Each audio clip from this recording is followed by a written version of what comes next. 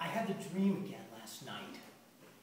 A misty memory from my childhood of an unceasing war and a man in a dark suit. The man in the dark suit had joined the army right after high school. Was a young Republican in college, got married, had kids, bought a house for his family in a solid working class suburban town. He took a job as a reporter, but he never completely left the military behind. Like most of the country, though, he was coming awake. Across the nation, people were protesting the war. They were carrying signs and chanting, holding hands and singing songs, turning on, tuning in, and dropping out. He wanted to say something about the war, but that wasn't his style. Then, an event at a local college gave him his opportunity. He stood at this lectern and looked around uncomfortably. The young men and women gathered to hear him speak. It mustn't have seemed that long ago when he was their age, yet he sensed they eyed him with suspicion. His own teenage son would be eligible for the draft in just a few years, so he was very much on their side. But they were the ones fighting this war. Still, as they lounged on the grass in their jeans and t-shirts and vests, he must have looked just like the man as he stepped to the lectern in his suit coat and tie. Some in the crowd were listening, but many kept laughing and talking nervously.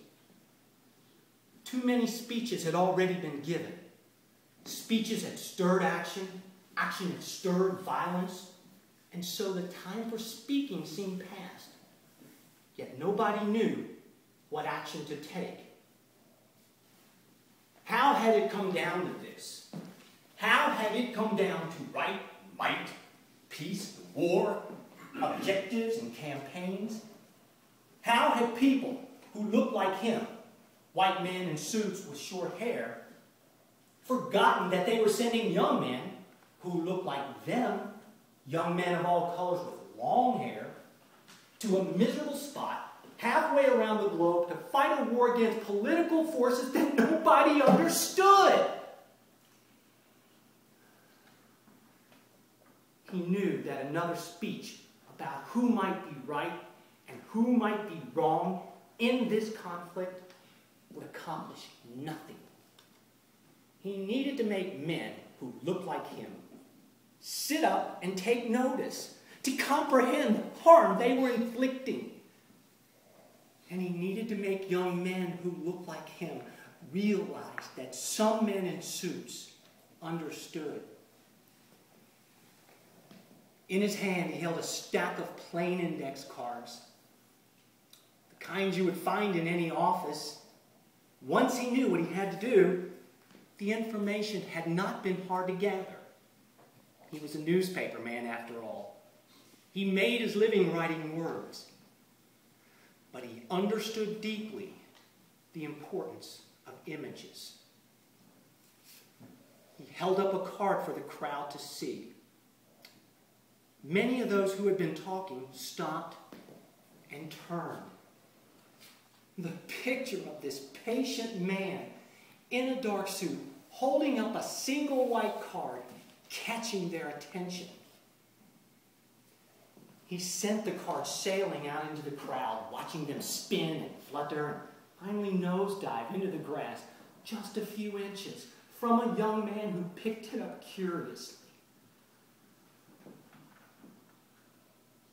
William Stearns, Washington High School, class of 1966, killed in action, January 1968.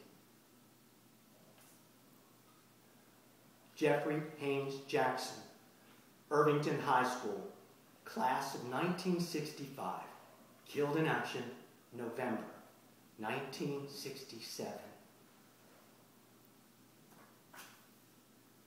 Michael Klein, Hayward High, class of 1966, missing in action during a firefight, October 1967, presumed dead. Albert Atomo, Mission High, class of 1965, ground casualty, May 1967. Another name, another card, another young man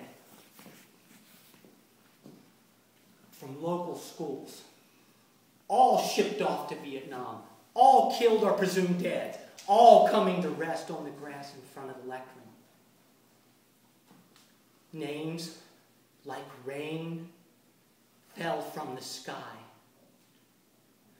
Some in the crowd picked up the cards, reading the names quietly to themselves, only to find another landing nearby. They hesitated, wanting to gather more, but not wanting to let go of what they had.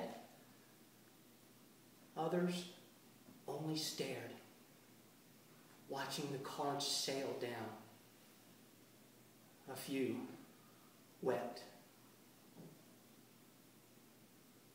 Still they came. More names, more cards, more young men coming to rest. Soon the cards outnumbered the gathered guests. Cards landed on cards, small piles resting gloriously upon each other. His arm started to get a little sore, but his voice never wavered. Another name, another name, another name.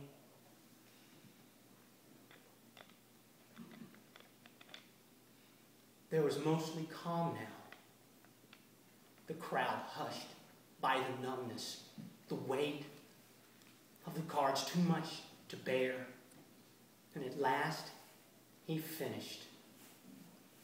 One final card falling fitfully down. The sudden stillness, awful in its finality. And like the military man that he was, he said nothing more.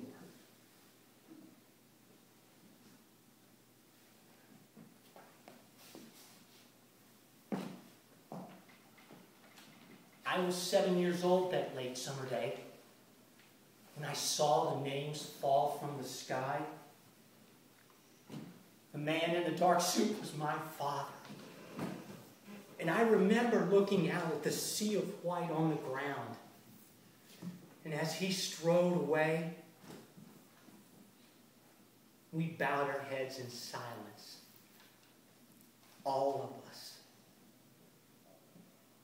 us, understood the terrible truth that the man in the dark suit had not run out of names. He had only run out of cards.